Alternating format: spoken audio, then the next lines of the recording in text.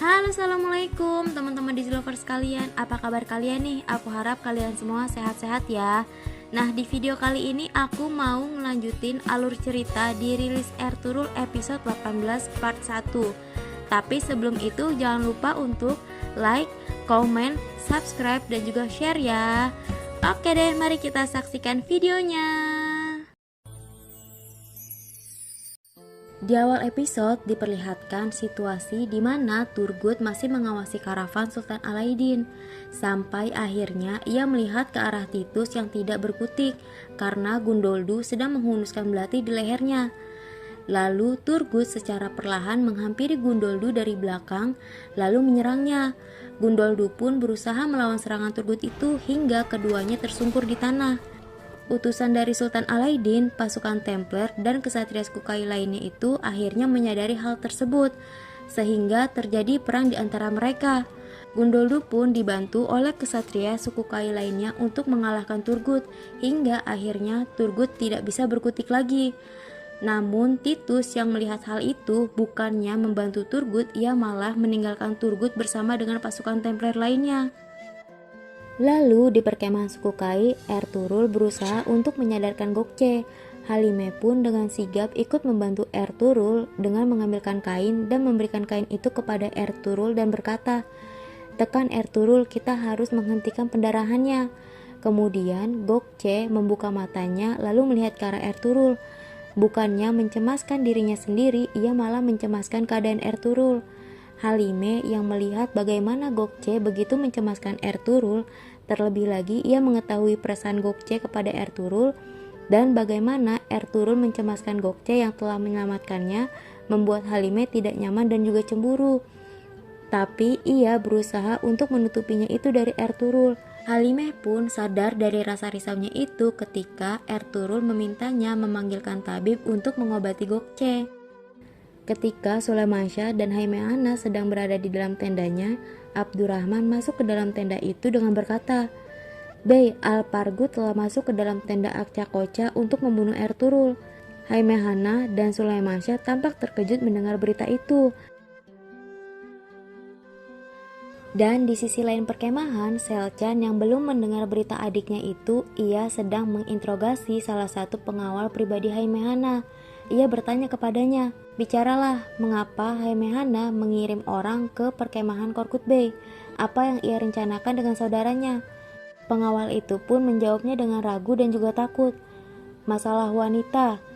Selcan bertanya lagi, "Untuk siapa dia mencari seorang wanita?"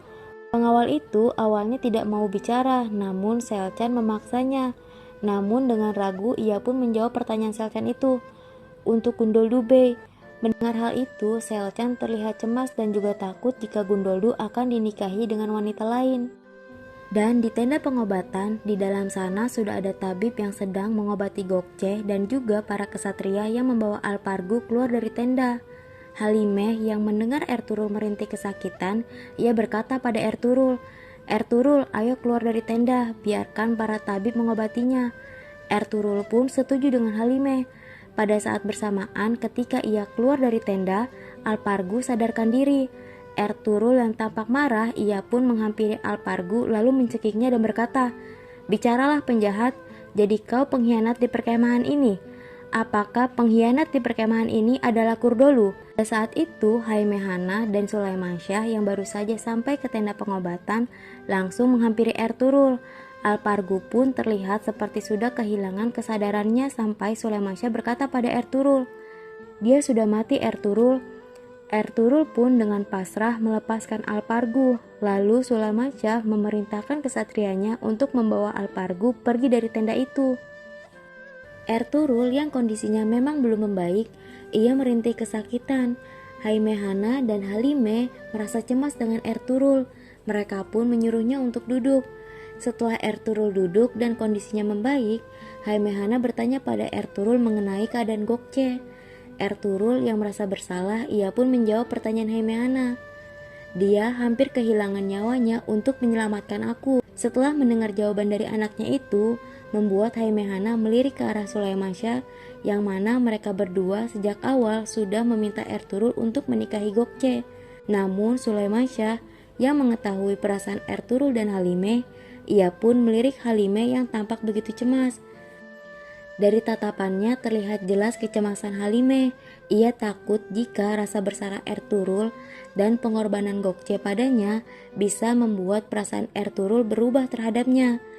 Dan ini dapat menjadikan alasan yang kuat untuk Sulamasya dan Haimehana menikahkan Ertuğrul dan Gökçe. Ertuğrul yang tidak menyadari kecemasan Halime, ia berkata pada ayahnya, "Kurdolu di belakang semua ini, Baba. Alpargu adalah orang terdekatnya. Tidak mungkin dia melakukan ini tanpa sepengetahuan Kurdolu, Baba." Sulamasya pun menanggapinya, "Jika dia benar seorang pengkhianat, cepat atau lambat dia akan ketahuan. Gundoldu telah menyiapkan sebuah perangkap. Jika kau benar, Kurdolu akan jatuh dalam perangkapnya." Ertuğrul tidak begitu yakin dengan perangkap yang disiapkan kakaknya itu. Namun ia berusaha untuk berpikiran positif dan berharap rencana kakaknya itu berhasil.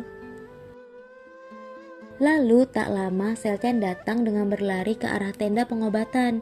Ia berhenti di hadapan Ertuğrul dan berkata dengan nada tinggi, "Pada akhirnya kau juga melakukan ini pada adikku. Ini semua karena dirimu, Ertuğrul." Tidak tinggal diam saat anaknya disalahkan, Sulamasya pun menegur Selcan dengan nada tegasnya.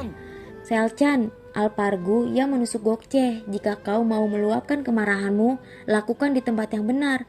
Mendengar perkataan Sulamasya membuat Selcan tidak bisa berkata apapun. Lalu ia segera masuk ke dalam tenda untuk melihat kondisi adiknya. Lalu ketika Ertuğrul beranjak untuk pergi dari tenda pengobatan, Deli Demir, Aikis, dan juga Isadora menghampirinya.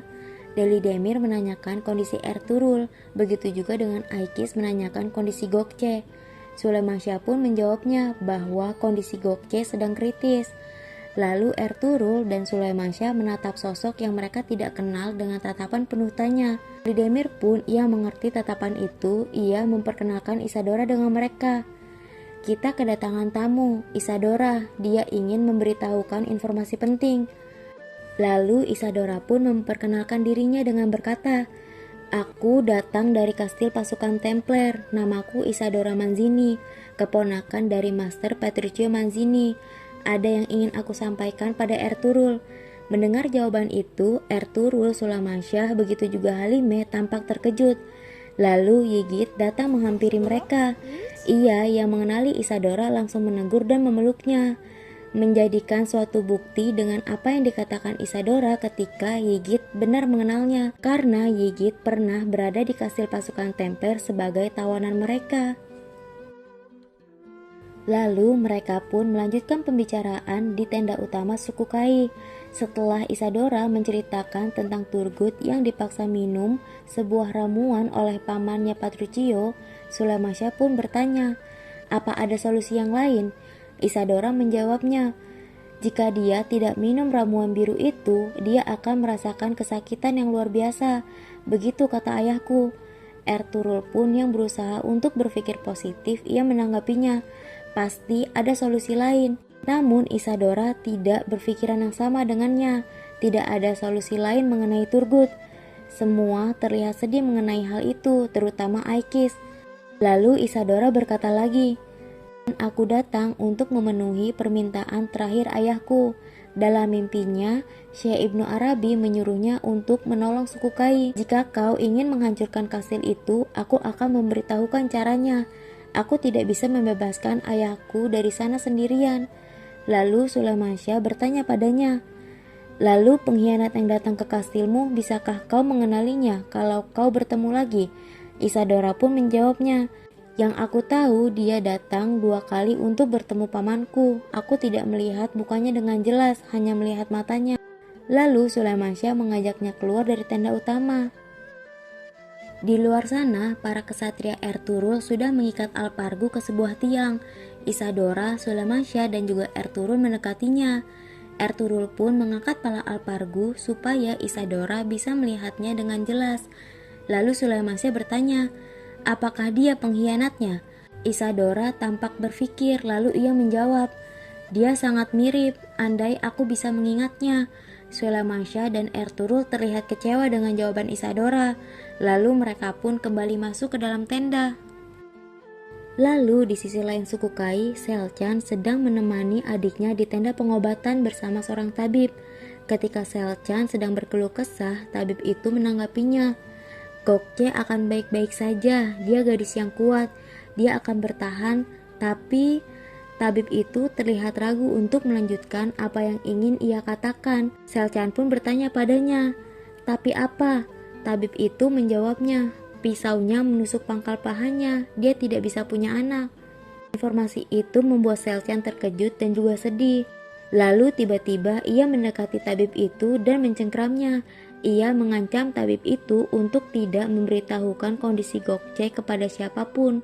Lalu ia melepaskan tabib itu hingga tabib itu terjatuh ke lantai. Setelah itu, tak lama Haimehana masuk ke dalam tenda. Merasakan suasana yang tidak beres di dalam tenda itu, Haimehana bertanya pada Selcan, "Bagaimana keadaan Gokce?" Selcan yang berusaha untuk terlihat baik-baik saja, ia menjawab Haimehana, "Sangat baik, Ana. Aku tidak akan membiarkan adikku mati sebelum ia menjadi mempelai yang cantik di pernikahannya." Selcan berusaha menyinggung tentang pernikahan adiknya dengan Ertugrul supaya pernikahan itu segera dilaksanakan sebelum kondisi Gokce diketahui orang lain. Karena untuk menikahi seorang bey atau seorang penerus suku harus bisa memberikan keturunan. Setelah Selcan keluar dari tenda, Haimehana mencurigai ada sesuatu yang dirahasiakan oleh Selcan. Apakah Haimehana dapat mengetahui apa yang sedang Selcan rahasiakan? Dan apakah Suleymansyah dan Ertugrul bisa mengetahui siapa pengkhianat suku Kai dengan bantuan Isadora? Mari kita saksikan di video selanjutnya.